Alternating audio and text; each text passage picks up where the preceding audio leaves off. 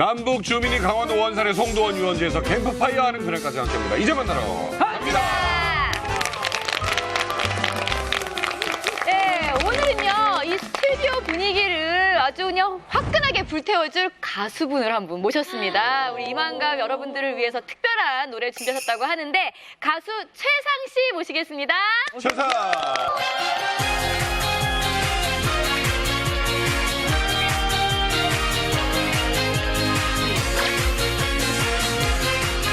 내 마음이 타고 있잖아. 타는 냄새 안 나요. 어디 연기 안 나요.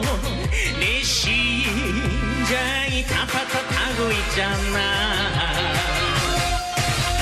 탄다 탄다 내 속이 탄다. 탄다 탄다 내 마음이 탄다. 왜 당신만 몰라줘요. 완전 섹시한 뒤태를 보면 터지는 사랑의 불씨. 나 이러다 죽겠어요. 소방차 불러줘요. 내 맘은 열대야 식을 줄 몰라. 터지는 사랑의 용남. 나 이러다 죄가 돼요. 내 맘이 타고 있잖아.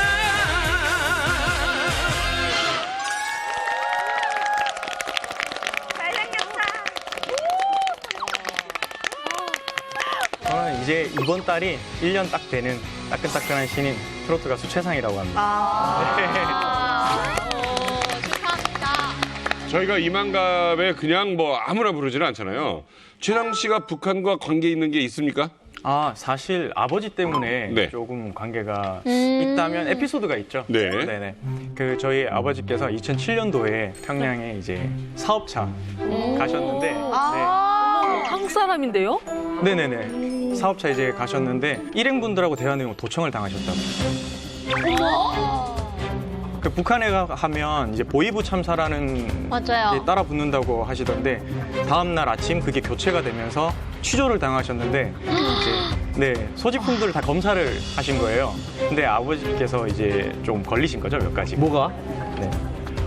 아버지께서 사진 찍는 걸 되게 좋아하시거든요.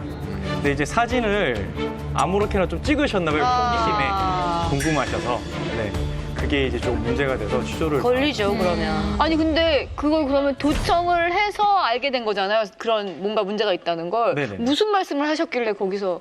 그거까지는 제가 아버지께서 말씀을 안 해주셔가지고 네, 대화 내용은 잘 모르겠는데 그 원래 이렇게 뭐 들어가서 관광객이나 일 때문에 간 사람들도 사진 찍으면은 그렇게까지 큰일이에요? 보여주기 싫은 사진을 찍었으니까 당연히 추궁당하죠.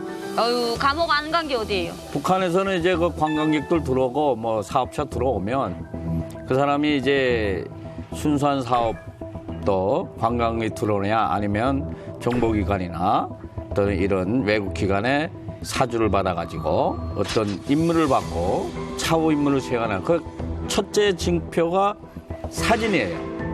사진 찍는 걸 보면 아, 이 사람이 순수한 목적이 있는 사람이 아니고 부차적인 일을 하느냐 하면 누구든 관계없이 다 카메라, 그다음에 그 메모리 카드 100%다 검열을 하죠.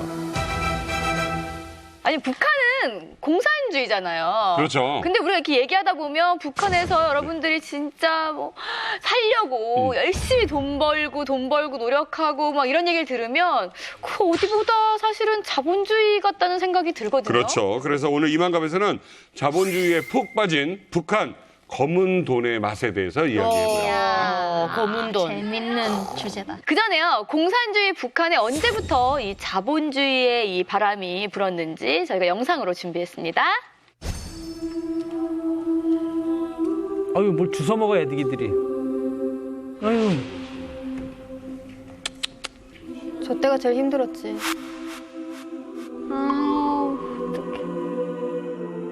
야, 33만 명이야? 굶어 죽는 게 제일 비참한 건데.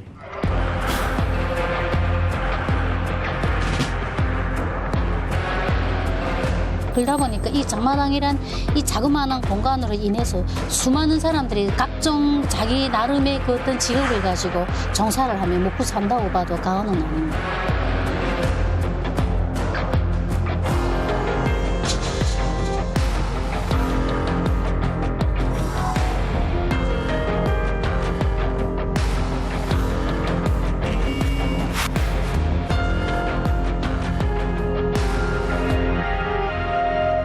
자, 고난의 행군 이후에 북한에서 이 장마당이 이렇게 활성화됐다. 이런 이야기를 지금 하고 있습니다. 지금 현재 북한의 시장에 우리 북한 주민들이 진짜 그 저항에 의해서 생겨난 정말 산물입니다. 선물이에요. 김일성 시대는 시장이 있었지만 이렇게 광범위화가 되지 않고 근데 사람들이 고난의 행군을 겪으면서 오직 그게 우선해서 살아야만 되기 때문에 그곳으로 가는 겁니다. 자, 강철원 교수님. 예. 이게 어떻게 좀 자본주의를 좀 사실상 받아들였다고 봐야 되는 건가요? 그러니까 이제 북한은 이제 형식적으로 그 계획 경제를 이제 인정을 하고 있지만 실제 운영 방식은 다 시장화가 돼 있거든요. 그래서 이게 고난의 행군 거치면서 뭐 아까 이제 봤다시피 다 이제 굶어 죽으면서 다 사람들이 시장으로 내몰리게 됐는데 아직까지 이제 국가 시스템은 계획으로 돼 있습니다. 근데 수단은 이제 그 시장화로 하다 보니까 혼재가 되는 거죠. 예, 그러니까 이제 그 돈을 버는 사람들이 버는 만큼 이제 세금을 내야 되는데 계획량으로 갖다 보고를 하게 됩니다. 그러니까 이제 그 개인들 돈 많아지게 되고 국가 돈은 이제 사라지게 되고 이런 구조로 가고 있는데 이러다 보니까 이제 밀수라든지 뭐 암달러라든지 뭐 각종 무슨 뭐 이런 그 경제 사업들이 전부 다 이제 지하 경제로 들어가게 되는 것이죠. 그러니까 이게 그 공무원들이나 뭐 시장 참여하는 그 상인들이나 모든 주체가 다 이제 시장화돼 있어가지고 사실은 지하 경제를 형성을 하고 있습니다. 아니 근데 저 장마당이 북한의 각 지역마다 다 퍼져 있을 거 아니에요. 평양에도 있는지 아니면 어느 지역에 제일 장마당이 많은지요.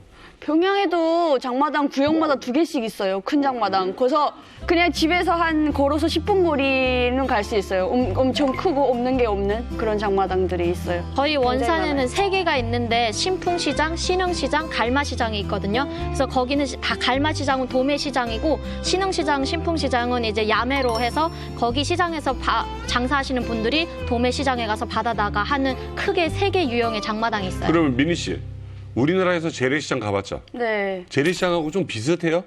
아니요, 완전 다르죠. 재래시장은 그냥 뭐 공업품 같은 건 별로 없지 않나요? 예, 네, 식품. 농수산물 예. 기본으로 있는데 북한 장마당 가면은 다 있어요. 가전제품부터 시작해서 모양이 가구, 빼고 없다. 네, 다 있어요. 규모 같은 거니까 뭐 시설이나 이런 건 비슷해요? 시설이나 이런 거, 네, 규모가 엄청 종류별로 있어요. 공업품, 식료품, 뭐 건재 매대, 신발, 그다음에 가구 매대, 따로. 신발 매대 해가지고. 전자제품. 장마당이 커지면 커질수록 그 북한 당국 입장에서는 좀 불편하기도 하고 불안한 요소도 있을 텐데 이게 단속은 안 하나요? 그러니까 옛날에 김정일 때는 단속 많이 했어요. 저도 기억나는 게 장사하다가도 안전원이 떴다 하면 막 들고 뛰었거든요. 막 구르막 끌고 뛰고 뭐 이 모래 이고 뛰는 사람 뭐 메뚜기 장사꾼들 굉장했댔어요. 근데 김정은 딱 들어오면서 그 국경은 정말 철통봉쇄를 했거든요. 그래서 제가 항상 볼 때마다 야, 5차 산업 국경 예산에다만 갖다 지금 투자하는 것 같아요. 근데 주민들의 실생활에서는 5차 산업이 안 됐지만 연소는 됐거든요. 지금 뭐 열감지 카메라부터 해가지고 하는데 대신에 장마당은 풀어놨어요. 그러니까 먹고 살게 해줄 테니까 뛰지 말라는 거예요. 그러니까 철통봉쇄 국경에서는 했는데 안에 장마당은 오히려 리모델링하고 뭐 앞에 60cm만큼 이렇게 매대를 주는 이런 게 나왔잖아요. 그러니까 오히려 뭐 시장 경제가 다 된 거죠. 네. 지금 장마당을 못하게 하게 되면 폭동이 일어나요. 폭동 일어나요. 나라 망해요. 그 장마당이 그렇게 많아지면은 돈주도 많아질 거 아니에요. 돈주도 많아지고 그러면 힘도 세지고 좀 이렇게 세력도 과시하고 그럴 것 같은데 어때요? 예, 그러니까 이제 그 초기에는 이제 시장을 통해서 힘을 키웠는데 지금은 이제 크게 세 부류로 이제 분리가 됩니다. 하나는 이제 권력형이 있고 이제 그 무역하는 그 형이 있고 시장형이 있는데 그 권력형 같은 경우에는 이제 인사권자, 그러니까 임명하는 자리에 앉아 있으면 모든 돈이 내물이 들어올 수가 있고 또 이제 감시하는 또 부서가 있습니다. 국가안전 보위부 같은. 그러니까 감시하게 되면 전부 다 뇌물 바치게 돼 있어요. 그러니까 이런 권력형 이제 그 돈주가 굉장히 세지고 있고 이제 무역하는 사람들은 이제 39호실이나 뭐 청정치국이나 이런 각종 부서에서 파견되는데 이것도 이제 권력형과 연계가 돼 있습니다. 그래서 권력과 연계된 무역하는 사람들이 돈을 많이 벌고 있고 그리고 이제 마지막에 이제 그 시장 참여자들인데 이 시장 참여자들은 좀 커지게 되면 항상 보유가 쳐가지고 이걸 이제 그 죽여버립니다. 그러다 보니까 순수 시장에서 커지는 사람은 거의 쉽지가 않아요. 그러니까 대부분 돈주는 이제 권력형을 낀 무역업자들이 다 돈을 벌고 있죠. 북한에는 잡아서 키워 먹는다라는 소리가 있어요. 그거는 돼지처럼 크게 불려서 그 사람이 돈주가 되면 그 사람을 타겟으로 그 사유 재산을 다 국가 재산으로 만들고 모든 재산이 국가 재산을 다 속해서 이제 그 사람을 다 처형시키는 거죠. 야, 근데 얘기를 들어보니까 이게 돈주도 유형별로 이렇게 분류를 하는 거 보니까 참 신기하기도 한데, 그러면 그 북한에서 소위 좀 자본주의 시장으로 얘기하면 부르주아가 이제 생긴 거 아니에요?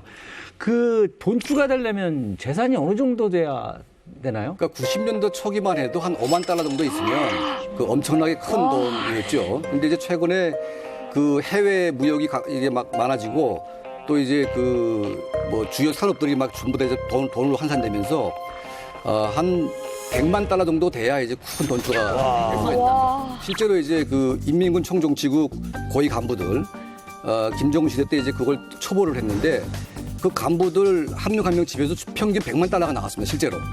예. 그러니까 이제 그 정도 있어야 이제 큰 돈주가 될 수가 있고. 100만 달러면 한국에서 이런 사람들과 연계된 이런 무역업자나 이런 사람들이 큰 돈을 모아가지고 돈놀이를 하는 거죠. 그럼 북한에도 그 정도로 잘 사는 사람들이 많이 있다라는 거네요? 일단은 저희 강원도 원산에서 정말 잘 나가는 이제 비즈니스맨이 저희 삼촌이었고 권력 있고 돈 있는 사람들은 누구나 저희 삼촌 이름을 부르면 다 아는 정도였거든요. 근데 북한에 총코앞에서 돈을 번다라는 말이 있어요.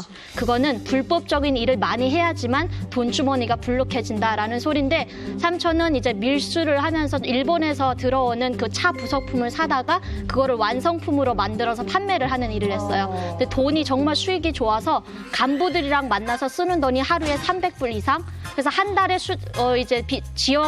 지출 비용이 10,000불 정도 되었던 것 같아요. 그리고 취미 생활도 즐기는데 그 한중탕도 가고 수영도 하고 탁구도 치고 하면서 이제 같이 네트워크를 쌓아가는 거죠. 이야.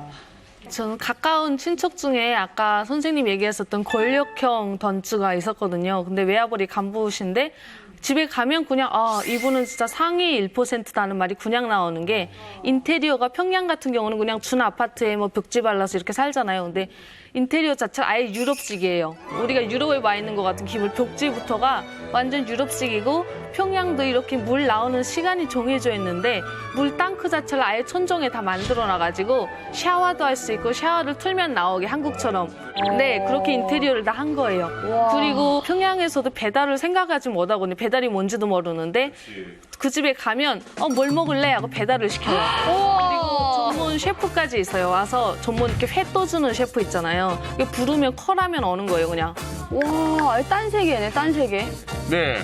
저희가 북한 돈주들의 실상을 알아보기 위해서 오늘 모신 분이 있습니다. 네. 김정일 정권 때부터 김정은 정권 때까지 북한의 이 비자금 충당 일을 하셨던 대단하다. 분을 모셨습니다. 네, 무사안에서 하든지 모르면 간첩이다 뭐 이런 말이 돌았을 정도로 아주 대단한 무사안 최고 돈주 출신입니다. 하금철 씨 모셨습니다. 어서 오세요.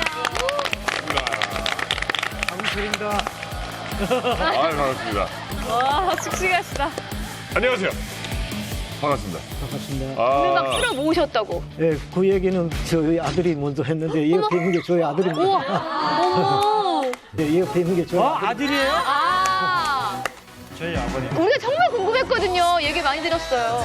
어쩐지 진우가 부티가 난다 했어. 아니, 북한에 있었으면 완전 재벌집 도련님이시잖아요. 아니, 얼굴도 약간 그렇게 생겼어. 국가보위부 산하 저희가 이제 김정일의 방침 전달 사업이라 해가지고 흔히 알게 있는 이제 오미자라든지 또 뭐 모기버섯, 그리고 이제 기름 개구리라고 좀 생소할 수가 있어요. 만들어봤어요, 우리. 재배를 인공적으로 이제 재배를 해가지고 그걸 중국에다 이제 수출하는. 개구리 양식을 했다고요? 예, 기름 개구리 양식을 했어요. 산 2개를 아예 이제 비닐 장물 막았거든요. 몇만 달러 이상의 투자가 들어갔고요, 이제. 투자 대비 수익은 괜찮았습니까? 저희 지역에서는 저희 이제 이름을 얘기를 하면 모르는 뭐 1, 2등 안에 둔다면 좀 억울할 정도의 그 정도의 지주요, 지주. 개구리 지주. 근데 개구리 잡고도 충분히 잘 사셨던 것 같은데. 엄청 부자요. 예, 근데 어린 나이에 브로커가 되신 거예요, 그러면? 저 같은 경우에는 이제 조건이 많이 됐던 게 이제 저희가 외화벌이를 하면서 이제 중국 분들이랑 거래를 되게 많이 했거든요. 이 브로커. 혼자 이제 가서 사람 찾는 것부터 시작해서 혼자 했는데 이게 한두 번 하면서 보니까 뭔가 이제 저는 또 알려지면 또 안 되는 그런 것도 있었고 그러다 보니까 이제 좀 사람들이 이제 직원들 어떻게 보면 좀 고용을 했거든요. 한 20명 정도를 해가지고 그 사람들이 할 수 있는 역할이 다 틀리거든요. 와, 하나의 기업이네.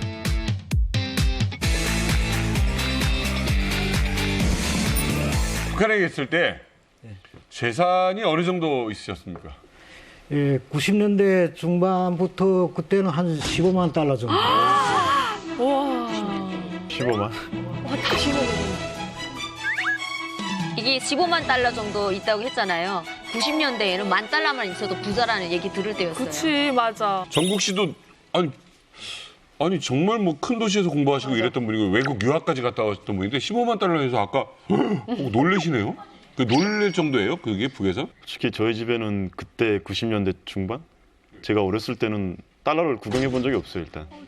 고등학생 되기 전까지 구경해 본 적이 없었고 제가 대학 때 달러가 그러니까 부모님이 모으셨는데 나름 400달러인가? 400달러도 많다. 그래서 근데 제가 느끼기에는 400달러가 엄청 컸어요. 정말. 엄청 큰 돈이지. 어떻게 뭐 한 달, 두 달 모아서 이제 100달러가 더 불었다고 하면 아 진짜 돈 또 많이 모았네? 약간 이런 느낌이었거든요. 아니 그러면 15만 달러는? 15만 달러라고 하면 상상이 잘 안 돼요. 느낌도 모르겠어요. 어떤 건지. 그 정도면 북한에서는 이 고위층들이 그래서 다른 이런 일반 국민들이 한 달에 한 월 정도 전기를 본다면 저희들은 뭐 한 달 30일 그냥 전기로 단독으로 끌어서 볼 수도 있고요. 전기를 단독으로 끌어요?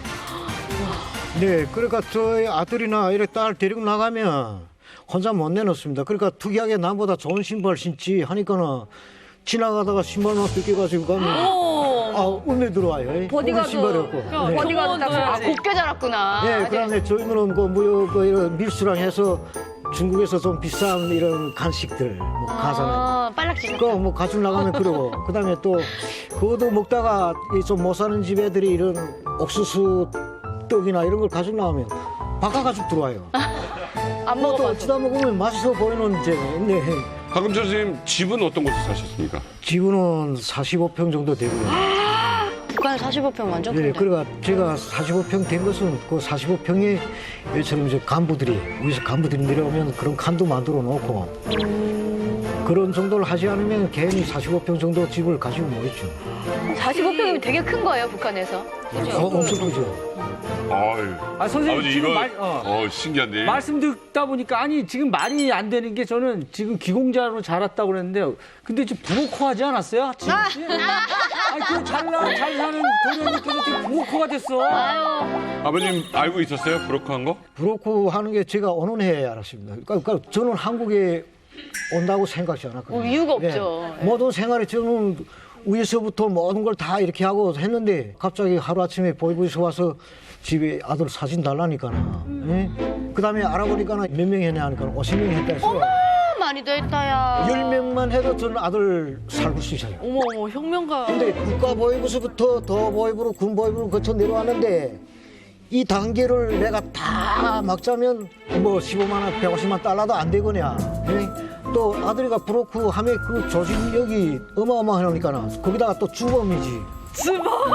주범을 살고 자면 옆에 밑에 사람들 다 살아야 되지 않습니까? 그래서 안 되고 그다음에 뭐 젊은 벌써 3명 이상부터는 총살이니까. 그렇죠. 예, 젊은 아들을 아끼를 그래서 하루아침에 모든 재산과 모든 걸 포기하고 탈북했죠. 아니 아버지 기분은 어땠어요? 그러니까 한 5명만 해도 모르겠는데 50명을 했대. 5명 저는 10명까지도 아들을 살고 자신이 있었거든요. 예. 10명은 커버 가능한데 50은 어려워요. 네. 저 근데 여기서 문득 갑자기 궁금해지는 게 있는데 하루아침에 그냥 다 포기하고 오신 거잖아요. 그럼 그 남아있는 그 땅과 거기에 그 지었던 약초들과 개구리들은 다 누구 거가 돼요? 그러니까 옆집 사는 사람이 가져도 돼요? 아니죠. 제가 국가보위부 그 산하 외화벌이 됐으니까 이제 거기서 나와서 있으면 그러지죠. 다 걷어가는구나. 유현주 씨, 이 가족 알고 계세요? 제 아들은 어렸었으니까 제가 몰랐는데 저분 그 하동지 그 형제분들은 되게 유명하거든요. 무산뿐만 아니라 청진까지도 유명한 돈주였어요. 네, 그래서 제가 한국 오기 전에 문신을 저분의 친척 집에 가서 했거든요. 문신? 네, 문신을. 어디? 눈썹 문신. 나 몸에 발단 여기다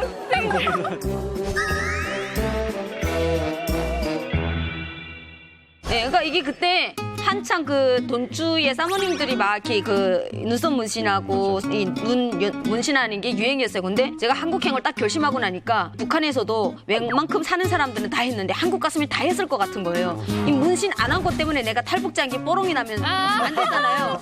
네, 그래서 저분의 그 처제가 이름이 있는데 이름을 대는 것보다는 그냥 하동씨 처제라고 이렇게 통하거든요. 그래서 그 집에 가서 제가 문신을 다 하고 왔는데 한국 와서 보니까 저 같은 20대가 문신하고 다니는 아가씨가 없는 거예요. 그렇지. 아니 그것도 북한 문신이 새까맣잖아.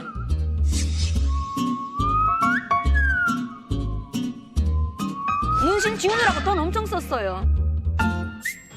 야, 근데 그나저나 지금 유현주 씨 얘기를 들어보니까 정말 타지에서도 하금철 씨 일가를 다 알 정도면 엄청 부자였는데 그 하금철 씨는 그 많은 돈을 어떻게 버신 거예요? 저희가 돈을 못 얻게 된 거는 저희 부모님이 그 중국 출신이거든요. 예, 중국에서 나서 59년도에 북한에서 이렇게 한간하니 조선동포. 그 어머님이 혼자 나오고 모든 뭐 할아버지, 할머니, 뭐 외삼촌, 뭐 이모 다 중국에 있으니까 예, 고난의 행군 시기 전부터 우리는 돈을 좀 축적하고 있었습니다. 예. 그리고 고난의 행군이 시작되니까 중국에 있는 친척들도 많이 도와주고 또 저희 어머님이 중국 가서 그 밀수를 시작했거든요. 역시 밀수구나. 예. 그때 당시 밀수라면 저희들은 그 오징어, 청진서 오징어를 한 5톤 정도. 네? 5톤? 네. 그때는 시장 가격이 오징어 1kg에 북한 돈으로 그때는 50원 할 때입니다. 예, 식량 한 킬로 15원, 20원. 94년도 이때 그때 5톤 가지고 밀수를 하면 담배가 그저 한 900보. 예? 900보로. 이야 장난 아니다. 미치겠어요. 900보루? 네, 900 예, 상자. 900박스면 2.5톤 차에 3차가 돼요. 그리고 그걸 청진 가서 시장, 그다음 청진에 돈이 좀 있다는 중국 하교. 그러니까 돈 낼 수밖에 없네. 그 청진이라면 국경하고 가차비 있기 때문에 평남도, 평양, 뭐 함흥, 평성 다 청진이 와서 이 상품을 쳐가요. 그때 당시는. 예? 예. 말하자면 달리기들이.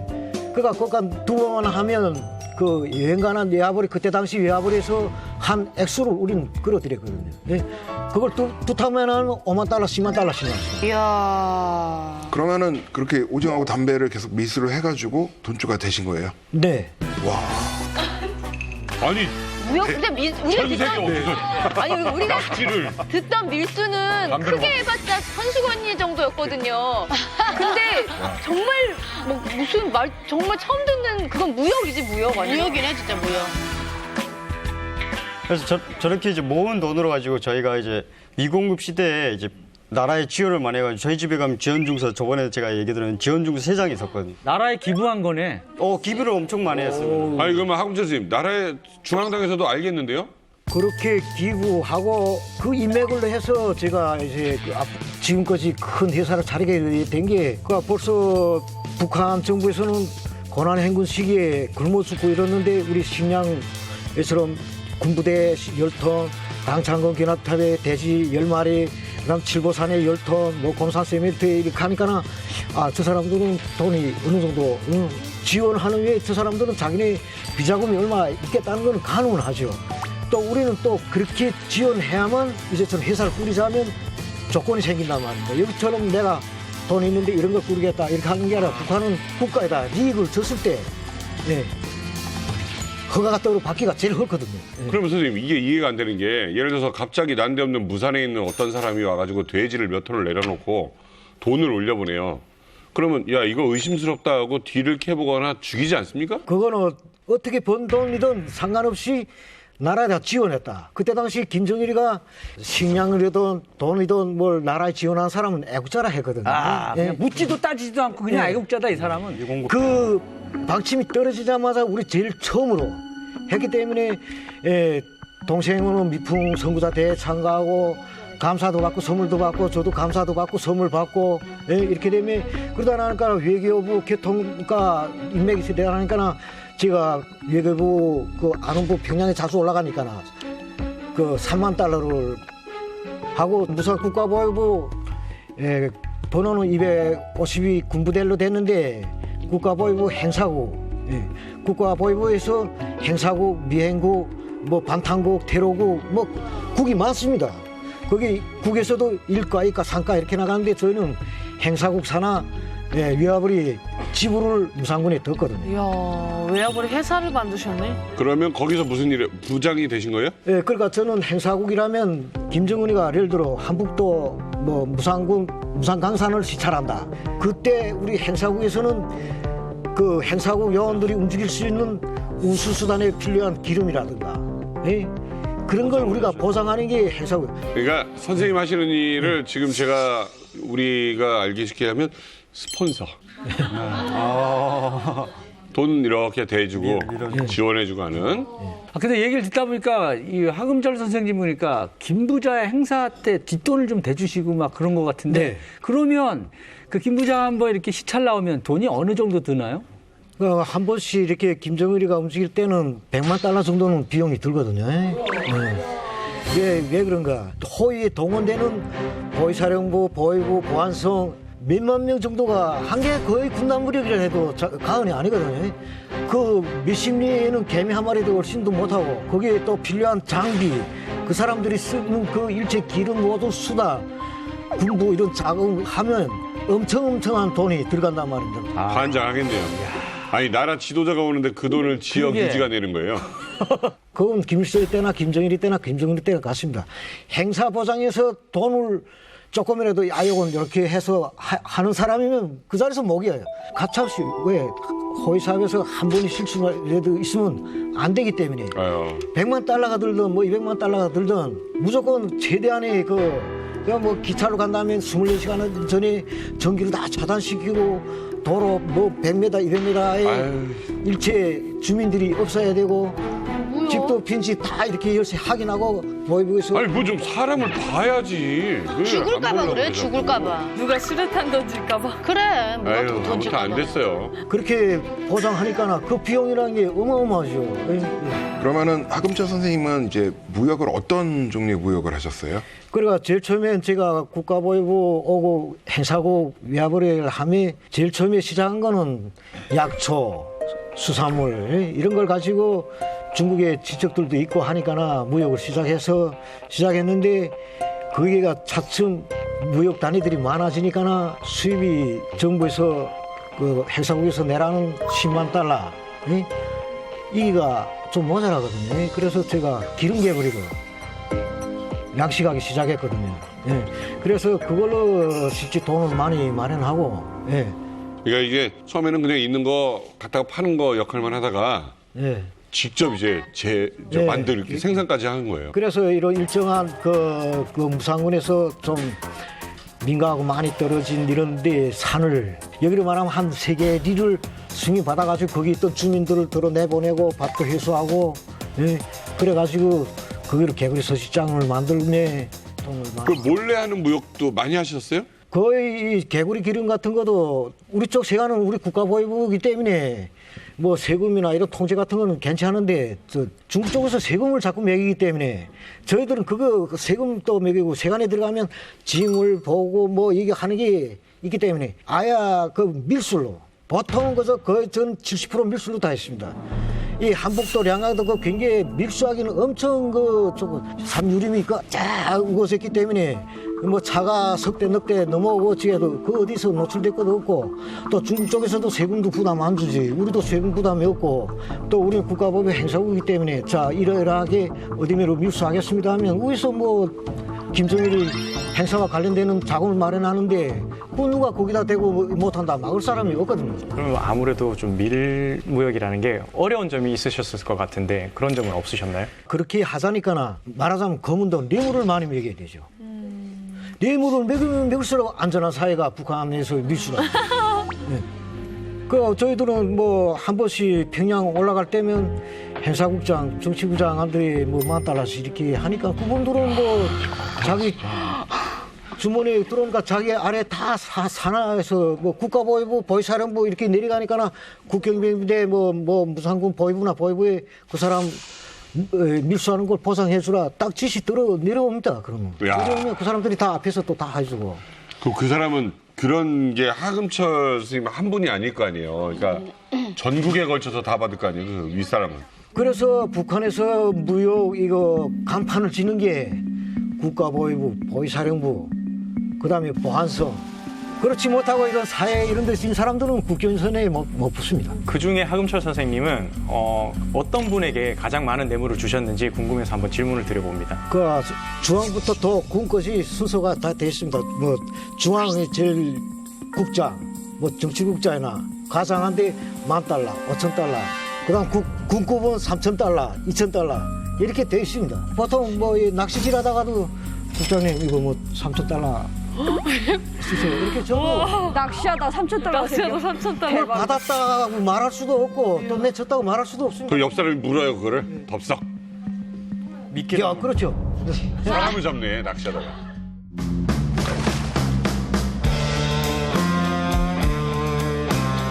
대박이다. 아니 그 정도로 뇌물을 많이 줄 정도면 그 기름개구리 밀무역 사업이 꽤나 큰 돈이었나 봐요. 얼마나 버셨어요? 기름개구리 제가 1kg당 그저 $1,500 이상은 좋았을 때는 $2,000 그 정도 받았어요. 아, 개구리가 그렇게 비싸다고요? 아니 뭘 비싸 개구리가. 기름. 개구리 기름이 중국에서나 뭐 보면 이 한국도 동의보감이 나오는데 사람의 건강식 기능 이런 데서는 정말 옛날에는 최고로 제품을 냈습니다. 아니 그래서 얼마나 보셨어요? 1년에 총 수익은? 총 수익이 그래서 제가 다 해서 그래서 한 $200,000까지는 원래 20만 달러. 예. 아니 그 1년에 $200,000면 한국 돈으로 2억이 넘잖아요. 예, 2억이 넘는데 엄청난 돈이지. 진짜 한국에서도 큰 돈이거든요, 그럼. 사실. 예, 북한에서 어느 정도 큰 돈이에요, 그게? 북한 돈을 환산하면은 13억 6천만 원입니다. 13억 6천만 원입니다. 네. 그렇게 보면 되는 거구나. 95년도에는 우리가 흰쌀 한 킬로에 17원 했습니다. 그런데 지금 현재는 5천 원 하거든요. 그러면은 그 시세 차이가 어마어마합니다. 아무튼 뭐 이렇게 무산 돈주 출신 하금철 씨가 돈과 권력을 아무튼 다 가지고 계셨잖아요. 근데 이 두 마리 토끼를 다 잡기 위해서 특별히 제작하신 물건이 있다고 들었어요.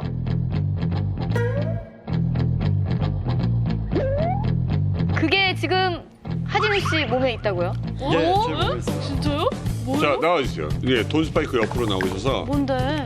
이 돈 스파이크가 우리 연예계 보이부거든요. 진짜요?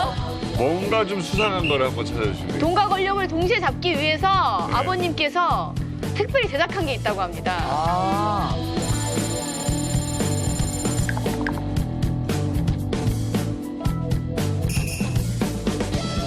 찾아주시면 될 것 같아요.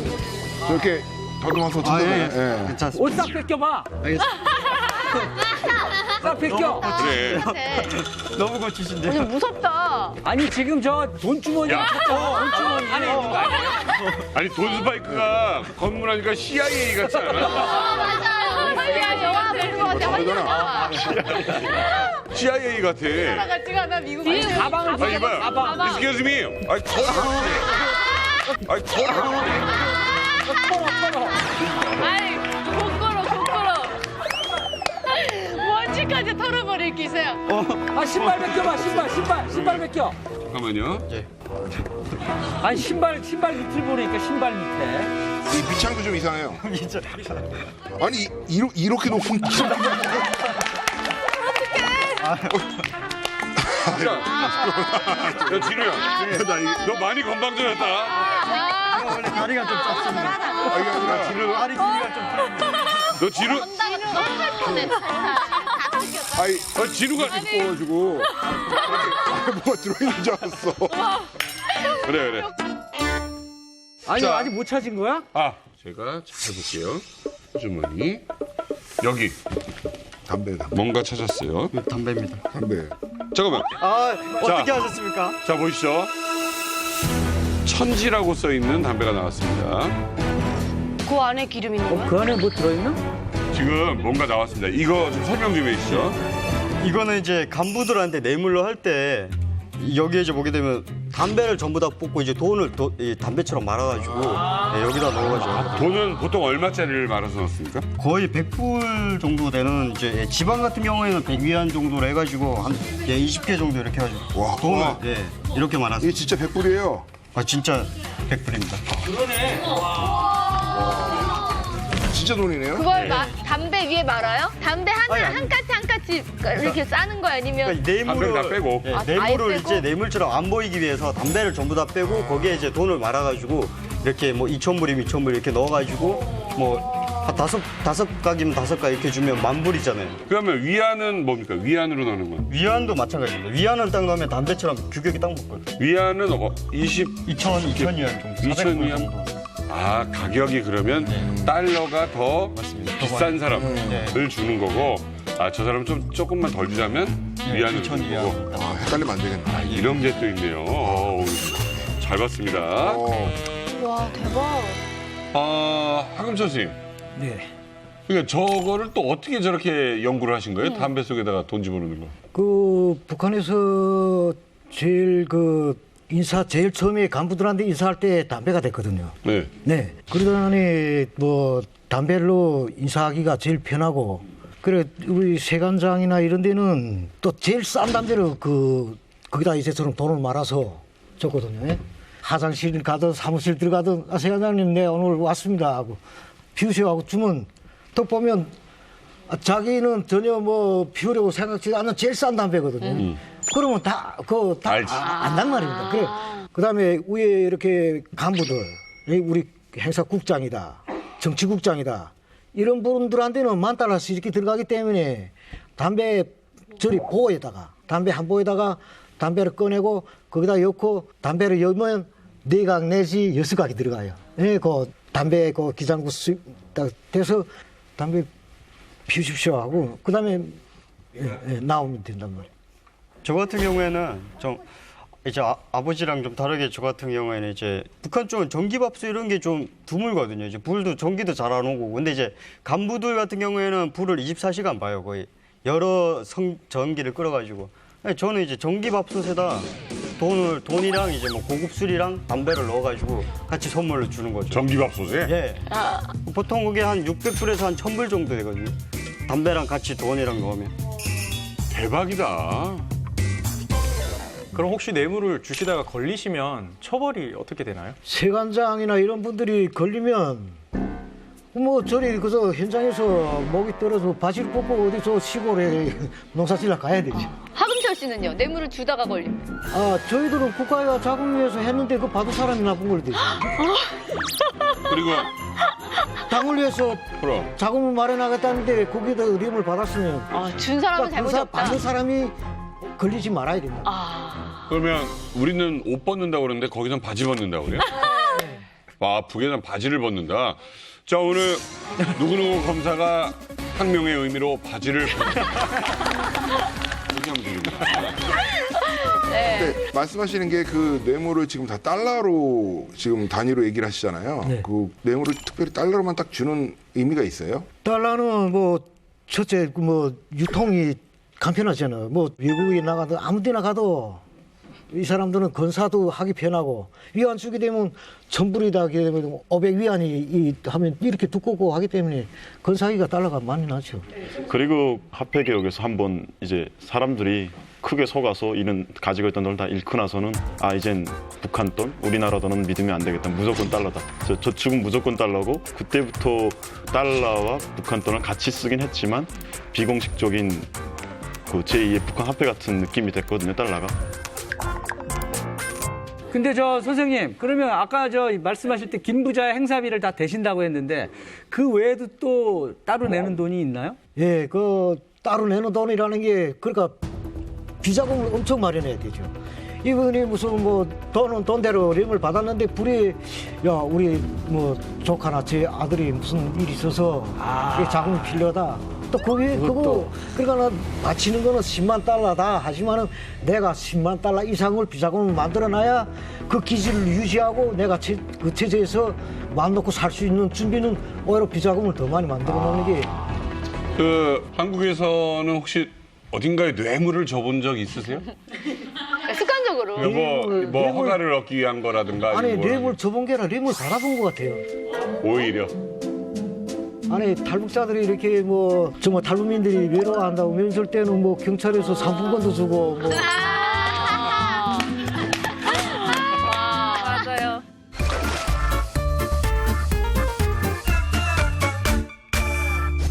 저 하나의 에피소드 에피소드 있는데요. 한국에 온 해에 어떠한 분이 저한테 좀 감사하게 굴더라고요. 그래 너무 고마워서 저는 항상 뇌물을 거이던 그 습관적인 게 있어서 화분을 한 10만 원 넘는 짜리 모시는 거 사서 그분한테 드렸어요. 그런데 그분이 안 된다 우리 집에 다시 가져왔더라고요. 근데 그때 얼마나 서운한지 아니 이 사람이 내가 정말 보잘것없거나 취향에 맞지 않은 걸 줘서 이러지 않는가. 또 현주 씨가 또 스스로 오해하면서 화내는 건 1등이잖아요. 네, 그래 막 너무 무시하는 그랬는데 한 1년 지나니까 그분이 그 심정이 이해되더라고요. 네. 알겠습니다. 아무튼 뇌물 없는 세상은 좋으세요? 어떻게 그 말을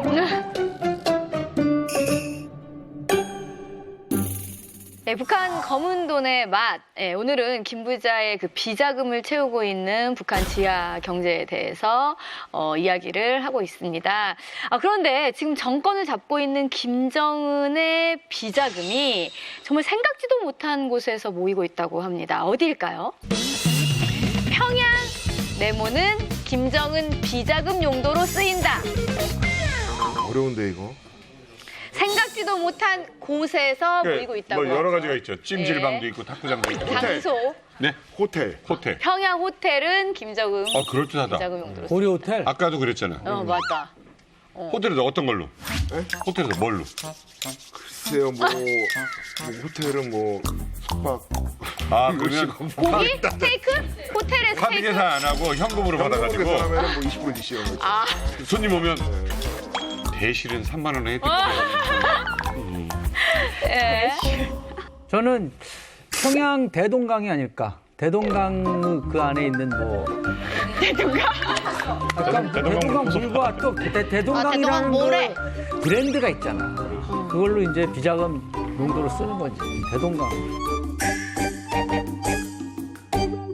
네, 그럼 정답은 영상으로 준비했습니다.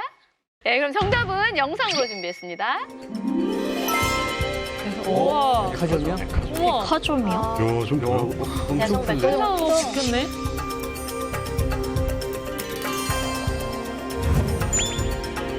마네킹이 다 있네.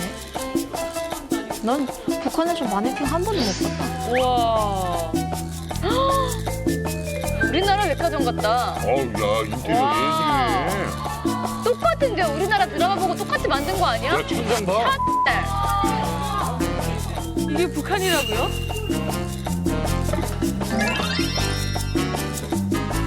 이야, 클래스가 다르다, 야. 어머, 세상에.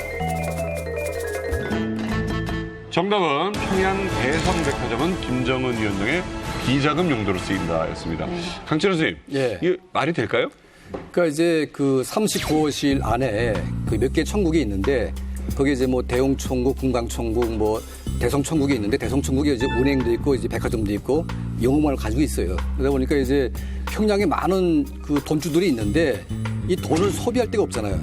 그렇다고 해서 국가에서 뭐 마구 수청해가지고 다 받아 이제 뽑아갈 수도 없고 그러다 보니까 이제 북한의 개인들이 가지고 있는 외화를 다 빨아들여서 이제 김정은의 비자금으로 쓰기 위해서 백화점을 만들어놨죠. 그리고 이제 저 상품들은 주로 다 이제 유럽에서 직접 수입을 하고 있는데 워낙 이제 북한과 유럽, 이탈리아나 프랑스가 이런 유럽 국가들 간에 거래가 워낙 잘 됐다 보니까 수입을 많이 했었어요 옛날에는. 근데 지금 유엔 제재 때문에 수입을 할 수 없고 이제 밀수로 이제 대륙을 통해서 러시아 통해서 이제 쭉 들어오는 측면이 있고 또 중국으로 밀수하기도 하는데 그래서 어쨌든 다 명품을 다 가져다가 이제 팔고 있어요. 어쨌든 있잖아요. 있죠. 예. 그래서 이제 저게 북한의 상위 1%를 위한 그런 이제 백화점이 아닌가. 예. 아나 씨 어떻게 봤어요 지금 백화점 보니까? 저는 진짜 신세계 같아요. 옛날에 봤을 때도 이제 북한에 저런 백화점이 있다는 게 너무 신기하다고 느꼈는데 이거는 뭐 한국이랑 별 차별이 없으니까. 대성백화점, 그러니까 옛날에 제가 평양에 갔을 때 그런 뭐 일백화점 뭐 이렇게 해가지고 백화점들이 있더라고요. 근데 솔직히 말씀드리면 저 손돈 들고 들어가기가 좀 창피했어요. 그러니까 거기 들어가서 이렇게 돌아다니는 사람들 보니까 수준 정도도 좀 달랐고, 그냥 일반 지방 사람들은 좀 사실, 야, 이거 뭐 달러 없으면 들어가기가 좀 그렇지 않나, 이런 기분이 들 때가 많더라고요. 그러니까 그때 대성백화점 막 그 조선중앙 텔레비전으로 막 할 때, 야, 저것도 외화벌이 하려고 갔다가 돈 또 발라놨구나 했댔는데, 지금 저 정도로 저렇게 막 완전 정말 종합백화점 온 줄 알았어요. 저 정도일 줄은 몰랐어요.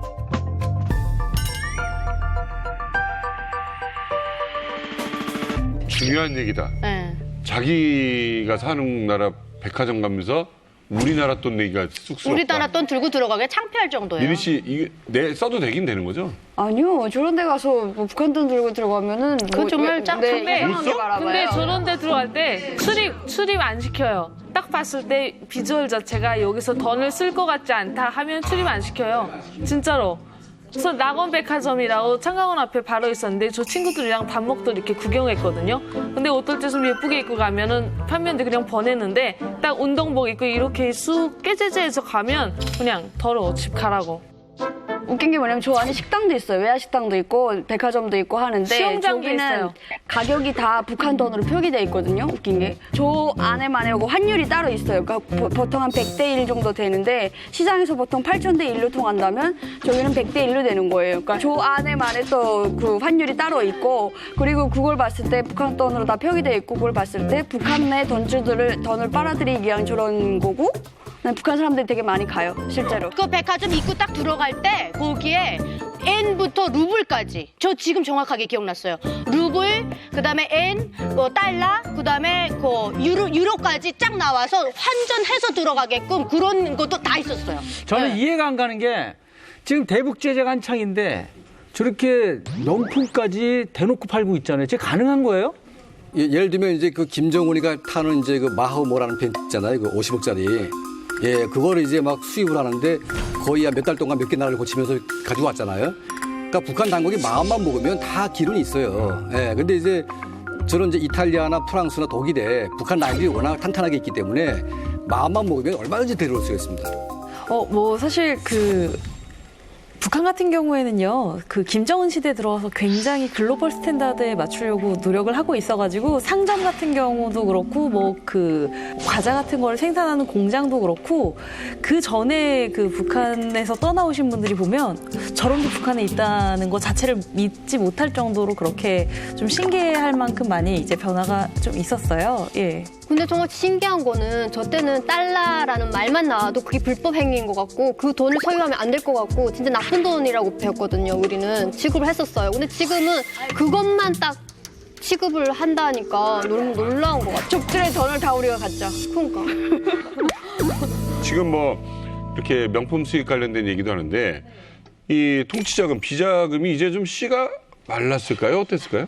그 씨가 말랐다고 자꾸 주장을 하시는 분들도 계시고 사실 외신 보도나 아니면 언론 보도, 그 국내 언론 보도에서도 이제 통치자금이 아예 말랐을 거다라고 말을 하는데 최근에도 미사일 발사하는 거 보면 마르지는 않은 거예요. 그러니까 어디서 자꾸 나와. 시장에서 또 빨아들이지. 기본적으로 북한이 가지고 있는 국가 예산만으로는 핵실험, 미사일 발사, 그다음에 뭐 스키장 건설, 뭐 놀이동산 뭐 건설하는 거 이런 것들 다 불가능하거든요.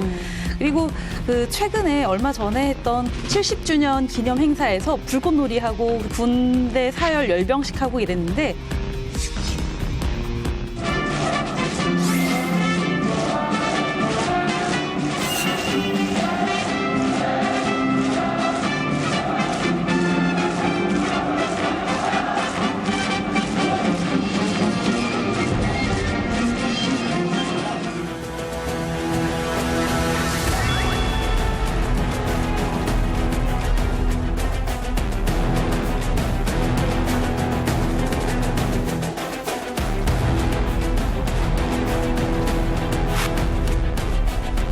그거에 들어가는 돈을 저희가 10억 달러 정도로 추산을 하거든요. 네. 많네. 그러니까 왜냐면 불꽃놀이 하고 그다음에 그 군인들을 동원해서 훈련도 시켜야 되고 며칠 동안 훈련도 시켜야 되고 다시 이제 그 군 뭐 미사일이든 뭐든 이런 거 다 가지고 와서 또 도열도 해야 되기 때문에 그 정도는 들어갈 수 있는 수준이다라고 이제 얘기를 하는데 그런 행사들을 대규모 행사들을 할 정도로 비자금을 아직도 가지고 있는 거예요. 그리고 그 39호실 같은 경우에는요, 연평균 뭐 지금 대북제재 때문에 힘들다고는 하는데 그래도 연평균 6천억 이상을 꾸준히 비자금으로 본국에 송금을 하고 있다고 하니까 말라가는 속도보다는 아무래도 그 따여가는 속도가 좀 더 빠를 수 있지 않을까 그런 게 아니고요. 그런 생각이 들고요. 이제 저희 연구자들끼리 앉아서 이제 뭐 학술회의나 이런 거 끝나고 나서 우스갯소리로 대북 제재는 김정은에게는 축복과도 같은 선물이었을 수도 있다. 왜냐하면 사실 그 통치 자금이 예전에는 한 5조 정도 유지가 됐을 거라고 판단을 하는데 지금은 대북 제재나 이런 것 때문에 2조 정도로 줄어들었을 거라고 지금 예측을 하고 있거든요.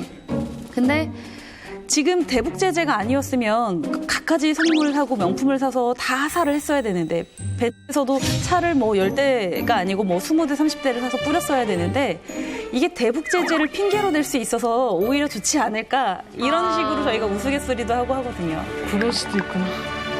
자, 어쨌든 간에 뭐 아무리 그래도 어쨌든 간에 꿋꿋이 버티는 거 보면 머리 있는 거예요.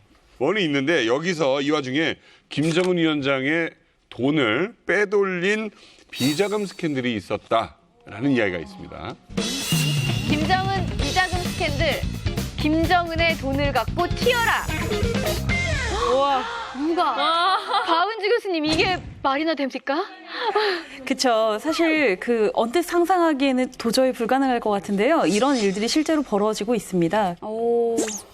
그 39호실에서 해외에서 김정은의 비자금을 벌어들이기 위한 여러 가지 업무들을 수행을 하고 있는데 그거를 그냥 39호실에서 자체적으로 본국으로 송금을 하기도 하지만 해외 공관을 통해서도 송금을 합니다. 그런데 그 최근에 기억하시는 탈북 인사들 중에서 그 해외 공관에서 그 외무 공무원으로 계시던 분들 소식도 좀 들었을 텐데 그런 분들도 계시고 그리고 2015년 7월에는요 그 39호실에서 그 비자금을 관리하던 간부 3명이 동시에 망명을 해서 한국으로 들어왔다는 이야기도 있었어요. 그리고 또 그 대성은행 39호실 산하의 대성은행의 러시아 대표가 비자금을 수십만 달러를 가지고 그 한국으로 들어왔다. 이런 얘기들이 있는데 그래서 그게 외신을 통해서 보도가 되고 국내 언론에서 그 정보 당국에 확인을 요청을 했을 때 그 정부 당국에서 확인을 해줄 수 없다라고 답변을 하면서 더 의혹을 증폭시키기도 했거든요.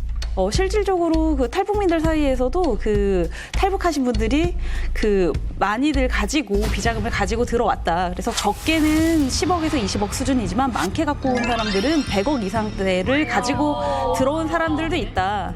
그런데 다만 이제 그분들의 이름이나 이런 것들이 밝혀지지 않은 이유는 그분들이 하나원을 통해서 이렇게 그 사회로 나오는 게 아니고 특별관리 대상으로 이렇게 감춰져 있기 때문에 우리가 그 대놓고 모를 뿐이다라고 이제 얘기를 하더라고요. 와.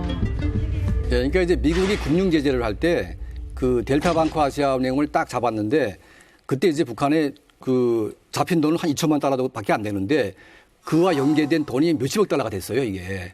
그래서 북한이 막 얼어붙는다고 막 그렇게 주장을 하면서 집을 풀어달라고 해가지고 풀어줬거든요.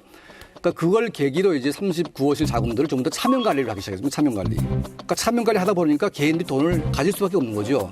예, 그러니까 이제 한 개인이 뭐 500만 불, 300만 불씩 가지고 튄다는 것은 사실은 불가능한 일인데 이게 미국의 금융 제재를 피하기 위해서 차명 관리를 하다 보니까 돈을 관리하는 분들이 그걸 뭉청떼 가지고 날아오는 거죠. 예, 그래서 중국의 이제 뭐 대련이나 뭐 러시아 쪽에서 오신 분들 또 아프리카에서 오신 분을 한 500만 불을 가지고 왔다는 소문이 있어요. 예, 그래가지고 지금 북한의 김정은 정권이 지금 돈에 지금 씨가 말라가지고 정말 지금 죽어가고 있는 판인데 공화국의 제일 역적이 바로 이놈들이다. 그렇게 해가지고 지금 난리가 났대 북한에서. 응? 저희는 해외 나가기 전에 저는 이야기를 들었는데 막 그 강의하시는 분이 완전 족대감에 불탄 목소리 막 부들부들 떨면서 주먹지근하게 얘기하거든요. 그래서 우리 장군님과 우리 당의 비자금을 가지고 탈북한 민족 반역자들 이러면서 막 사진 붙여놓고 교육을 해요. 그래서 와 저런 사람들도 있구나 하고 생각했는데 진짜 뭐 파렴치한 놈들 하면서 욕을 엄청 하거든요. 근데 한국에 왔는데 뉴스 보니까 그런 사람들이 왔다고 또 나오더라고요. 그래서 신기했었어요. 그러면 그 김정은 위원장 비자금을 빼돌리는 거는 진짜 말도 안 되는 일이잖아요. 네, 그 크게 바로 처형 아니에요? 그게 뭐 일단은 북한 내에서 걸리게 되면 뭐 김정은 자금을 건드린 자는 그냥 이유 없이 처형될 수밖에 없죠. 이유가 있는 거죠. 예, 없죠. 그러니까 북한의 이제 그 39세 간부들도 돈을 챙겨야 되니까 일단은 지금 북한 국내에서는 워낙 지금 그 돈을 잡기 위해서 처형을 많이 하거든요. 그러니까 이 간부들이 불안하니까 중국의 친한 친구들을 만들어 놓고 여기다 갖다 묻어 놓고 있어요, 이게. 그래서 실제로 어떤 간부가 이제 북한에 끌려왔어요. 끌려왔는데 이 사람이 한 1,000만 달러를 가지고 있는 거 알고 있는데 그 고문해가지고 막 조치고가지고 거의 죽여놨어요. 그리고 이제 중국에 있는 파트너를 갖다 이름 풀었는데 북한의 보위부가 중국 가가지고 그 사람한테 물어봤어, 돈 내놓으라고. 근데 이 사람이 무슨 말을 했냐면 이미 짰죠. 내가 오기 전에 돈 주지 말아라. 그러니까 이 사람이 뭐냐면 그 본인이 오게 되면 돈 주겠다. 그렇게 된 거예요. 근데 본인이 이미 죽었어요. 어머. 그러니까 1,000만 불이 날아간 거죠. 이야. 중국 사람만 좋게 됐구나. 내가 그 중국 사람이 있으면 좋겠다. 이번에는요. 김정일 시대에 네. 10손가락 안에 드는 자산가를 아주 어렵게 모셨습니다. 네, 예. 이분은 장성택의 직속 라인이고요. 그리고 또 1세대 돈주라고 해도 과언이 아닌 분을 모셨습니다. 자, 박수를 맞아주세요.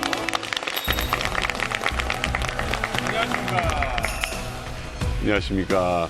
저희가 그 여러 가지 사정상 얼굴을 시청자 여러분들께 비춰드리질 못합니다. 그래서 모자이크를 하게 됨을 양해를 부탁을 드리겠습니다. 강태석 선생님, 그 북한에서는 어떤 일을 하셨나요? 저는 김정일이 그 방침에 의해서 설립한 무역회사에서 근무를 했습니다. 제가 근무하던 무역회사의 기본 업무는 평양시를 비롯한 전국 각지의 외국인을 위한 호텔 관리 운영에 비롯한 뭐 주방 설비, 그다음에 난방 설비, 또 식품, 주류, 단과류, 뭐 100% 외국인을 위해서 봉사할 수 있는 모든 물자들을 수입해다가 전국 각지에 있는 호텔들에 분할해주고 하는 일을 해왔습니다. 북한에 몇 군데 정도가 있어요? 그런가요? 평양시에 우리 본부가 있었고 전국적으로 4개 도에 있었습니다. 한경북도 지사, 한경남도 지사, 강원도 지사, 황해남도 지사 4개의 지사를 가지고 있었습니다. 아니 근데 이게 호텔 사업이잖아요. 예. 네, 그리고 무역 관련된 일인데 돈이 굉장히 많이 왔다 갔다 하는 일이에요. 어떻게 그 직책에 있게 되셨어요? 그 장석택 자체가 우리 아버님의 대학 제자입니다. 막한 정치적 야심과 음모가이며 만고역적인 장성택을 형령의 이름으로 공화국형법 제60조에 따라 사형에 처하기로 판결하였다.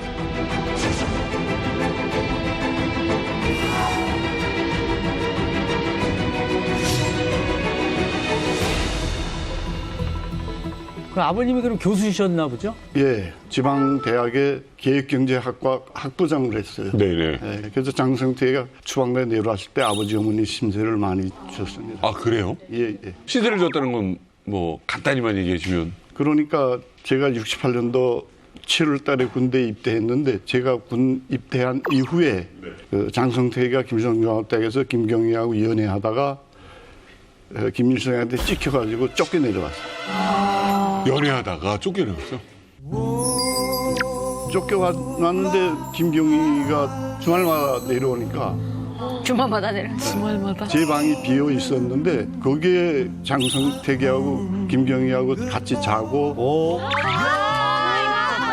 그래서 다음날 김경희가 장성택이 뭐 속옷도 다 세탁을 해서 말려서 말려서 대놓고 아빠 빨래를 한번 그렇게 해보라. 그나저나 그러면 선생님 아버님께서 이제 장성택의 사랑의 도피처를 마련해 주었던 거 아니에요? 예. 그러면 장성택은 얼마나 또 아버님께 고마워했을까요? 그렇죠? 그러면 그분이 당연하죠. 장성택이 아버님한테 뭐 좀 도움 좀 주지 않았나요? 그래서 장성택이 올라간 다음에 결혼식하고 아버님한테 물었죠. 자기한테 부탁할 일이 없냐? 그러니까 다른 건 없고 내 아들 하나 군에 가 있는데 아들 부탁합니다. 북한에서는 일반적으로 남자들 군복무가 10년 이상. 맞아요. 13년, 저는 13년. 그 장성택 그분의 덕분에 의해서 5년밖에 안 했어요. 어머나. 50% 할인이네. 그래서 그 5년 거의 됐는데 군단 정치연방에서 간부들이 와서 찬다 해서 갔죠. 가니까 동무는 그 진해하는 지도자 동지의 그 배려에 의해서 대학에 가게 됐습니다. 그래서 대학에 갔는데 대학도 동무가 다 선택할 수 있다. 대박이다. 와. 아예 완전한 낙하산. 그때 순간에 뻥한 게 뭐 다른 거 생각 안 나요. 그치. 이유도 모르니까 아직. 아직도 내용 모르고 이게 무슨 일인지 하고 모레 대학 소리가 나니까 아버지 대학밖에 생각 안 나요. 그렇지. 전 아버님 대학에 가 있습니다. 그러니까 이 평양에 저 김성종합대학도 있고 김책공대도 좋은 데 있는데 왜 그 하필이면 지방대학을 택하냐. 그래서 저는 그래서 아버지 대학에 가겠습니다. 그래서 아버지 대학에 갔죠. 그리고 만약에 무슨 백인지 알았으면 좋은 대학을 말했을 것 같아. 또 하나 아버지가 왜 일로 왔어? 아니 그 집에 가서야 그 상황을 아니까. 내용을 다 알게 됐죠. 그래서 학교를 다니셨어요, 아버지 대학에? 네, 대학 졸업하고 장성택 그분이 또 도와줘가지고 무역회사에 취직하게 됐죠. 그러니까 연락은 계속 되실 수 있었나 봐요. 장 부장님은 저하고 관계는 좀 특별한 관계였습니다. 물론 아버지 어머니하고 관계 때문에 심지어 우리 그 김경희는 우리 어머님한테 자신이 차던 금시계 그 자기가 차던 걸 직접 벗어서 손목에다 채워두시고 그다음에 후에 선물 가지고 온 게 루이 가방, 유명하게. 복 코트. 어머. 해마다 명절 때면 김여희가 직접 박스로 해서 중앙당 차에다가 선물. 우리가 있네. 김경희 우리가 명의로. 있어. 그래도 그 두 분이 인간미와 의리는 좀 있는 것 같은 게 원래 대부분 그냥 한 번 도와주면 그냥 잊어버리지. 잊어버리는데 그걸 계속 머릿속에 있다가 계속 도와주는 거잖아요. 근데 그만큼 또 제가 장 부장 따까리를 많이 했습니다. 딱까리. 저는요 여기서 참 놀라운 게 그 사랑의 행각 때문에 저 남자를 지방으로 내쫓았는데 그거를 결국 그래도 김일성이가 자기 딸한테 진 거네요, 그죠? 그거는 허락을 한 거네. 김일성이가 딸한테 진 것도 있지만 그 덕이 다 김정일 덕입니다. 김정일. 왜요? 김일성이는 장성택을 정말 달가워냈습니다. 탁 담지 않고. 왜? 그 집안 자체가 백두산 줄기간 거리가 멀어요. 약간 소백산 줄기인가? 왜? 지리산 줄기인 거지. 한라산 줄기야. 그래서 김일성이가 탁답지 않게 했는데 김정일이가 또 자기 그 핏줄은 하나밖에 없잖아요. 그러니까 엄청 자기 동생을 사랑했다고 이뻐요. 어릴 때부터 어머니도 없이 자랐고. 김정일이가 김일성한테 찾아 들어가서 저거는 막을 수 없을 것 같습니다. 그러니까 김일성이 당시에 한 소리가 야, 골 아프다. 경위 문제는 네가 알아서 해라. 그러니까 김정일이는 속으로 쾌재 부르면서 야, 너 내 동생 너 하나밖에 없는 동생인데 너 잘해주라 해서 결혼시켰었죠.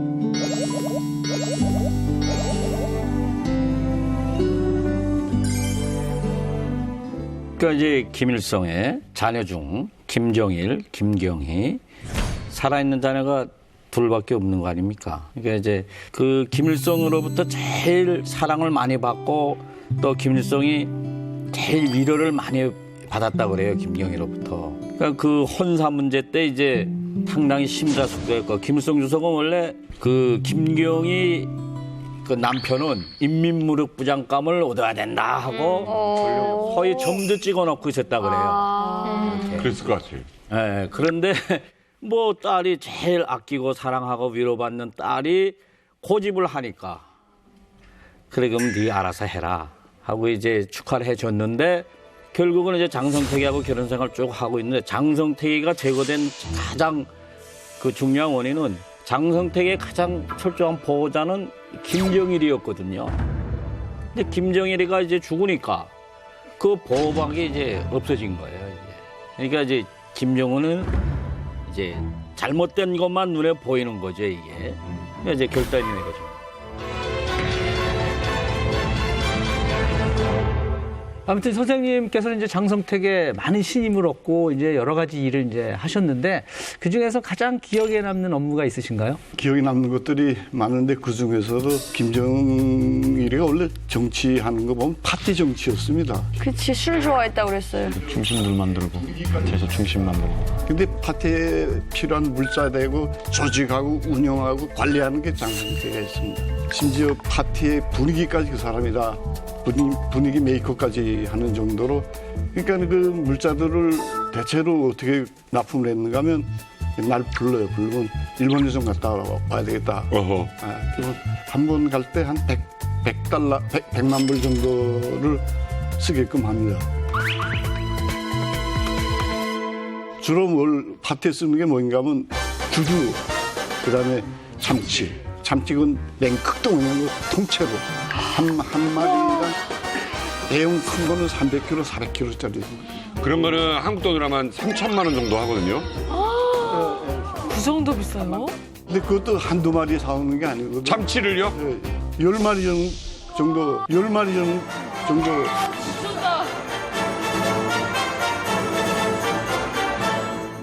그러니까 12억을 주잖아. 근데 그게 김정일 환자가 먹는 게 아니에요. 파티도 파티지만 또 우린 또 데다 전국 호텔에다 또 외야 식당 같은 외야매대다 또 외야 다 공급합니다. 아니 선생님 장을 보러 가는데 10억 원 넘게 들고 가는 거예요?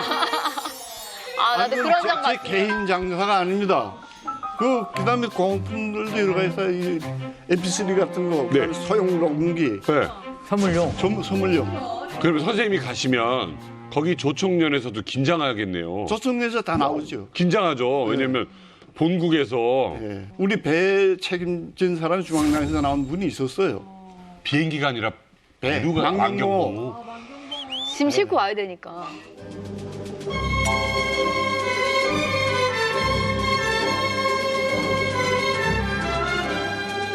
북한에 딱 도착하게 되면 차들이 와서 다 대기하고 있어요. 식품, 식료차, 냉동차, 냉장차, 뭐야 돼 있다가 제일 먼저 하산하는 게 그 중앙당에 올라가는 물자들. 그거를 제일 먼저 버려서 순간에 가서 쫙 빠지고 버립니다. 아 이게 딱 그 파티에 쓰일 수 있는 거예요? 그러면은 그 장성택 이 지시를 직접 받아가지고 해외로 막 파티용품도 사러 다니시고 막 그러면은 같이도 갔댔어요. 아 같이도 가셨어요? 92년도라고 기억되는데 그때 평양시 건설을 장성택이가 한참 그 지휘할 때예요. 그래서 건설 물자 사러 나가는데 나하고 같이 나가자. 그래서 난 첫 번에 건설 물자 샀는데 왜 데리고 나가나 했더니 이태리에 가보니까 사실은 그게 아니고 그 백호물자, 그 물자 구입 받아야 나간 거예요. 그래서 자기 날 데리고 다니는데 심심하지도 않고 하니까 그 무슨 허위 성분이 있거나 그런 거 전혀 없어요. 둘이서 뭐 하셨어요? 뭐 파스타도 먹고 맛집도 가고. 예, 하여튼 거기서 그 지재용 부부장이 일부부장 왔다고 그 파티를 열었어요. 그 대사관에서.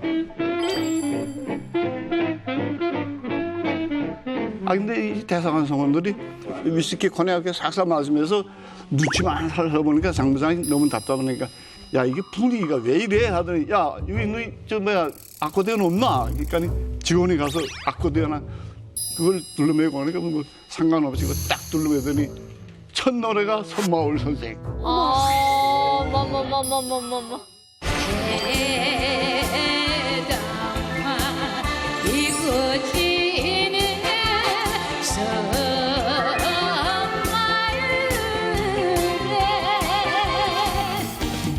근데 나는 그 손마을 선생 몰랐었는데 그 노래를 쫙 하니까 대사관 직원들 다 따라 불러. 어머, 다 따라 부른다고요? 아코디언 직접 연주도 할 줄 알아요? 예.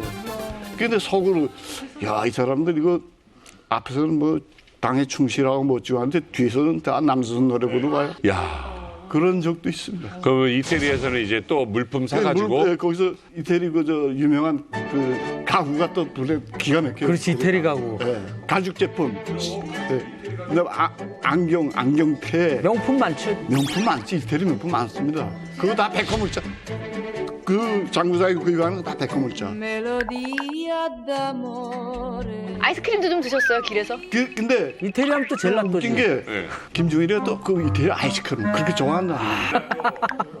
이 아이스크림 꼭 사가야 된다 해서 매점에 가서 아이스박스 그걸 10개 구입해가지고 거기다 아이스크림 채워가지고 그것도 딱 특별 포장해서 같이 보내고 그랬어요. 대단하십니다. 아이스크림 배달을 이탈리아에서. 북에서 사실 여러 가지 일을 했지만 지금은 이제 뭐 다 고백을 하신다면 북한에 계실 때 얼마나 큰 돈을 갖고 있으셨습니까? 글쎄, 내가 제일 많이 챙겼던 돈 한 80만 불 돼요. 80만. 이명선 대표님, 80만 달러 엄청난 금액이죠. 지금 대한민국에서 저도 아직 못 만져봤습니다. 그렇죠. 우리 부대가 평양 순안 그 국제공항 활주로 공사하는데 포장기계를 서독에서 사왔거든요. 근데 그게 중고를 사왔는데 원래 신품 사려면은 50만 달러 줘야 되는데 중고를 20만 불에 사온 거예요. 근데 그 20만 불을 무력부도 달러가 모자라니까 중앙당에다가 달러 좀 보충해달라고 이거 활주로 공사해야 되니까 해가지고 살 정도면 그러니까 그때 당시 89년도 저 형님 거기서 때 활동 무역해서 할 때에 그때도 나라가 돈이 없어가지고 김일성 주석이 50만 달러만 빌려오면 용웅칭호를 줘라. 너령용웅칭호. 막 그럴 때거든요. 그러나 또 개인들은 저렇게 또 큰 손들이 있었던 거예요. 야. 그런데 도대체 뭘 하면은 그렇게 큰 돈을 이렇게 많이 챙길 수가 있어요? 저는 그 일본 담당하면서 제가 북한의 농토산물하고 하게 되면 이제 저는 송이버섯, 고사리, 뭐 그다음에 드릅 뭐 여러 가지가 있어요.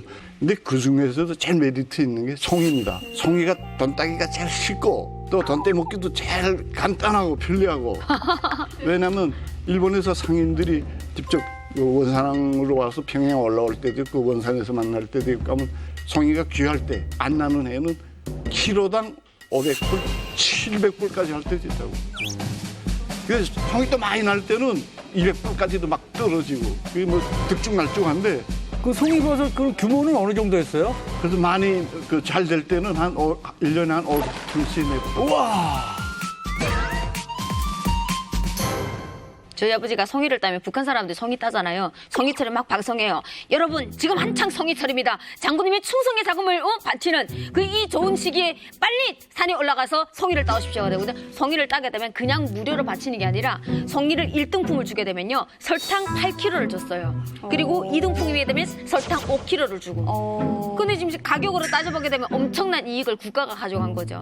그것도 80년대까지는 전혀 그런 상품이 없었습니다. 그래서 저처럼 100kg 따면 장화나 뭐 우산이나 이런 걸 선물로 주고 90년대 들어서면 그 좀 충성심을 더 높이자니까나 먹을 것도 좀 긴장해지고 이러니까나 오갈리브에서 1등품 한 킬로에 설탕 뭐 3kg다 4kg다 예, 그것도 점점 또 사람들이 먹고 살기 힘드니까나 밀수도 하고 하니까나 또 쌀값이나 이런 것도 올려놨거든요.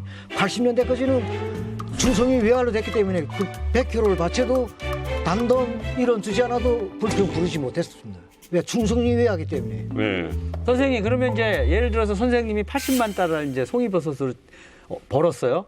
그 돈은 다 선생님 건 아니죠? 아유, 초반에 그랬다가 뭐 그렇게 하면 죽지. 몇 날로 가서 당하죠. 그 때문에 그 누구한테 고여야 되나요? 네, 평상시에 인간관계를 잘해야 돼요. 그 안에도 룰이 있어. 저 다 같은 떼먹는 경우는 안에도. 뒤에 장성택이라는 분이 있기 때문에 중앙당이나 뭐 웬만한 건 괜찮아요. 근데 중앙검찰서 검사들, 그럼 사회안전부 소속의 중앙지도과 지도원들, 심지어 또 내가 차를 가지고 다니기 때문에 교통지대하고 마찰이 셉니다. 나하고 필요한 사람들한테 내가 번 돈 잔철반은 다 뿌려요. 반이 뇌물이다. 네.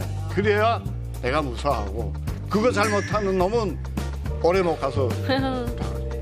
그러면 반을 이제 뇌물로 줬는데 그 중에서 기억에 남는 뭐 뇌물, 뭐 돈으로 직접 줄 수도 있겠지만 뭐 선물로 내가 줄 제일 수도 있는 거 아니에요? 큰 뇌물 줬다면 최령택이라는 분이 있습니다. 지금 현직에 있는 북한의 최령의 당형이에요. 최연의 맏아들이었고.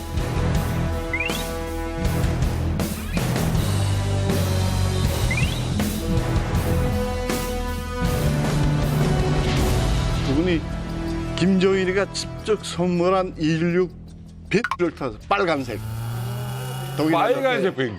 예? 빨간색 펜. 예, 이 양반이 중앙산 내려가서 아가씨하고 데이트하고 술 먹고 데이트하다 차가 박살냈어요. 음주운전해가지고. 그래서 나한테 왔는데, 야, 이건 어떻게 하니? 이게 위에서 선물로 준 벤인데, 이게 방법이 없겠냐? 그래서 그 북한의 중앙당 재정경립에 배주환 수입하는 사람들이 몇 명 있어요. 과장한테 내가 돈을 얼마든지 되겠으니까 모델 똑같은 형으로 빠른 시일 내에 좀 해서. 그래서 그 사람이 나서는데 그것도 거의 두 달 걸리더라고요. 원래 타던 거 수리해서 지방무역에다 팔아먹고 그 남바만 다시 바꿔서 달고 채용색이 너밖에 없다. 그게 아마 제일 기억에서 제일 큰. 저는 문득 궁금한 게 많은 분들이 이렇게 큰 돈을 벌기 위해서 아까 하금철 씨도 그렇고 막 뇌물도 고이고 이러는데 그럼 장성택 부장에게도 어느 정도 뇌물도 고이나요? 아니면 그냥 그런 거 안 받나요? 저는 장 부장님이 저한테 돈 한 번도 요구한 적도 없고 또 그분 자체가 워낙 돈이 많으니까. 그렇지. 네, 돈 부탁은 절대 없습니다. 단지 내가 뇌물 구했으면 항상 장 부장한테 매달릴 수는 없잖아요. 내 앞선이 또 내가 하면서 다녀야지. 해야지. 그렇기 때문에 저 뿌리는 걸 대체로 명절을 기준으로 해서 뿌려요. 집집마다 영성맥주 몇 개, 뭐 기주 몇 개, 건약 몇 개, 뭐 사탕과자 얼마, 과일, 난방과일 얼마, 그걸 또 다 분할해서 한 7, 80집, 한 100여 집을 돌리고 나면 또 한 1년 동안은 무난하게. 기간이 1년. 와. 그 돈으로 주면 사실 편하잖아요. 근데 그렇게 물건을 다 해가지고 이렇게 챙겨서 보내주시는 특별한 이유가 있었어요? 아니 내가 돈이 있다고 해서 돈을 망창 거죠. 아무 사람한테나 주고 그건 그럴 수 없어요. 그렇게 하고 특히나 북한은 아무리 간부들이라고 해도 당시 물자들이 다 귀했거든요. 정말 아무리 중앙당 간부라고 해도 함부로 뭐 돈 주고 살 데가 없잖아요. 물건. 그러네. 우리는 현물을 가지고 계시니까 현물 물자로만 줘도 고맙게 생각합니다. 그때 당시엔 그렇죠. 그러니까 이제 90년대만 해도 이제 보통 이제 돈으로 뇌물을 준다고 하게 되면 엔화로 많이 줬습니다. 엔화. 왜냐하면 80년대, 90년대 초까지 일본의 제일교포들이 돈을 엄청나게 북한에 쏟아왔기 때문에 외화는 주로 엔화를 썼는데 엔화 뇌물 주면 그래도 의심을 안 받았어요. 그런데 달러 뇌물은 상당히 좀 의심받죠. 이게 간첩 자금이라고 이제 의심받을 수 있기 때문에 달러를 대놓고 주기는 굉장히 어려웠을 겁니다 아마. 그래서 아마 그 웬만한 간부들한테는 그런 이제 현물로 주는 게 훨씬 더 이제 유리하고 같은 100달러보다는 100달러어치 큰 선물 주게 되면 더 이제 흐뭇해지는 효과도 있기 때문에 아마 이제 그런 식으로 준 것 같아요. 그러면은 그렇게 현금을 막 몇십억씩 막 이렇게 가지고 계신 거잖아요. 그 돈을 다 어떻게 관리를 하셨어요? 저 처음에 내가 그 돈 처음 만졌을 32만 불 이렇게 됐는데 저번에 좀 당황하더라고. 이 돈을 어떻게 처리해야 될지. 그래서 차에다 싣고 밖에서 마누라 잘 때까지 기다린 거예요. 아 진짜. 진짜. 시간 반 지났는데 그다음에 알방 불이 탁 가더만.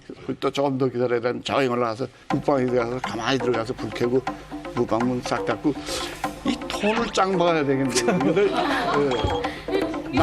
난감하더만.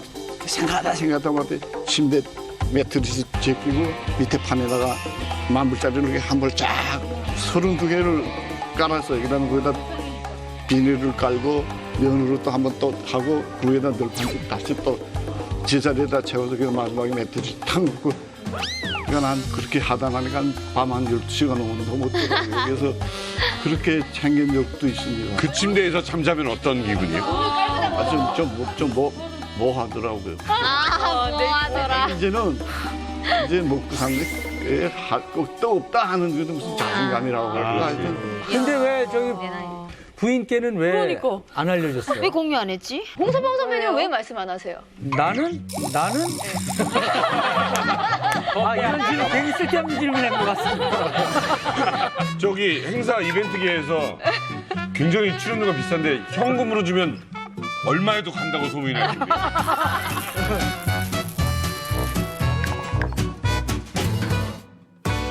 근데 그러면 그렇게 왜 빨개지셨어? 침대에 그렇게 돈을 깔아놓고 있으면 잠은 잘 왔겠지만 그래도 좀 불안하지는 않았어요? 아니, 불안하죠. 불안하고 그다음에 그 후에는 계속 그렇게 한 게 아니고 만경보 사무장한테 물어봤지. 야, 이제 돈 좀 건사를 이런 뭐 박스 같은 게 좀 든든한 게 없냐? 약간 군급 일본에 가면 군급하는 게 있대요. 일본에? 예. 그래서 그다음에 장부장님께서 일본 갔을 때 내가 5개 사왔어. 제일 작은 걸로. 거기 보니까 침대 밑에 딱 짱맞게 높이가 비밀번호 다 있고 그래서 거기다가 기도 먹고 항상 거기는 한 20만 달러, 30만 달러 쟁기거든요. 아이 그때는 당신 몰랐지. 근데 후에는 다 들켰죠. 후에는. 들켰어요? 그래서 어떤 사건이 벌어졌어요? 들키시면? 와이프가 손 안 대요. 못 대요. 손 못 대요. 이거 너 손 댔다 다친다.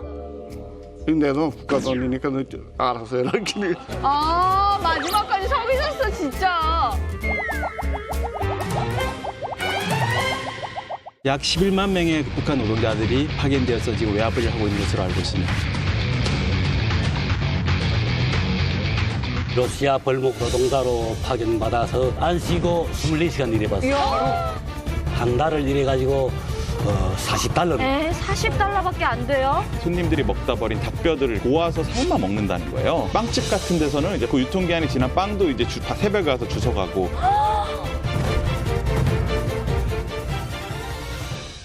채널 A